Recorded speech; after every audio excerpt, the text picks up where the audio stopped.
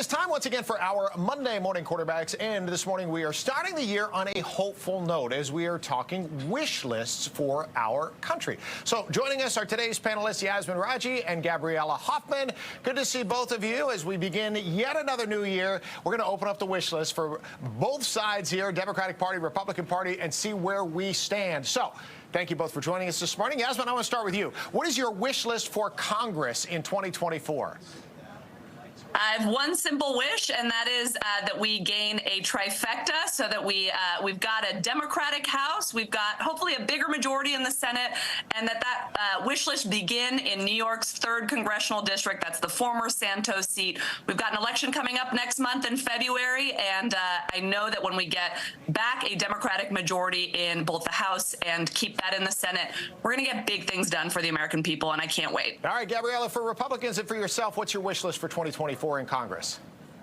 For Congress to work on actual bipartisan stuff and to prioritize border security, and also to be continue to be a check and balance on the president as he exceeds his authority with creating rules, and that responsibility only falls, in the lap of Congress there. So invoking more of the Congressional Review Act and trying to undo some of his policies. We've seen some appetites from moderate, vulnerable Democrats to work with Republicans there. So we'd like to see that more invoked, I think. All right, so when we do this time next year, we'll know who the next president is going to be. Maybe the current president, maybe somebody new.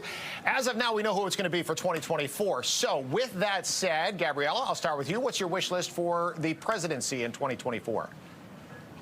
President Biden shouldn't be trying to force behaviors on the American public with his executive orders that he's issued carte blanche, with his regulatory fiat kind of agenda. He needs to actually be bipartisan. He needs to be a unifier. He hasn't shown to be doing that quite yet.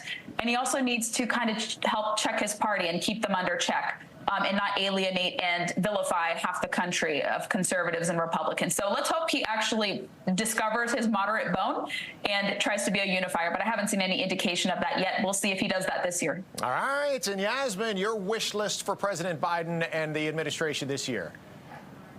President Biden and his administration have done so many incredible things. He's the most pro-worker president that we've ever seen in history. He's gotten big things done for our energy industry, for the semiconductor industry, so much.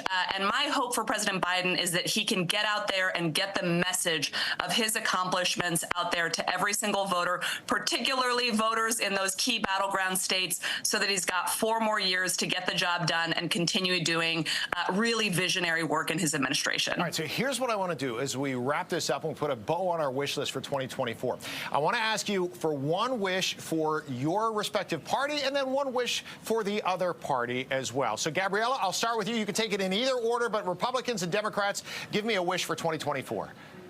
Yeah, so for folks on the right, I think it's important to tell the story of why Republican ideas are selling well. And Americans, poll after poll recently, have shown that they are open to Republican ideas for the most part, especially on the economy.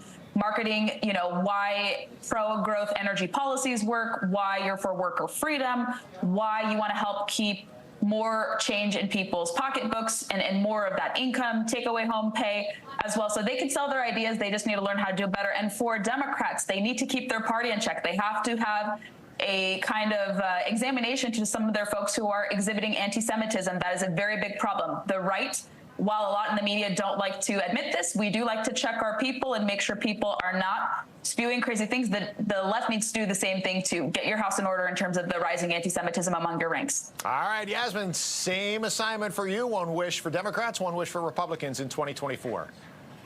Yeah, my wish for Democrats is similar to that I have for President Biden, and that is to get the message out there of what happens concretely in people's lives when we elect Democrats, and how those big changes in the economy, in so many of the issues that Americans care about, how those have moved forward when Democrats have had power.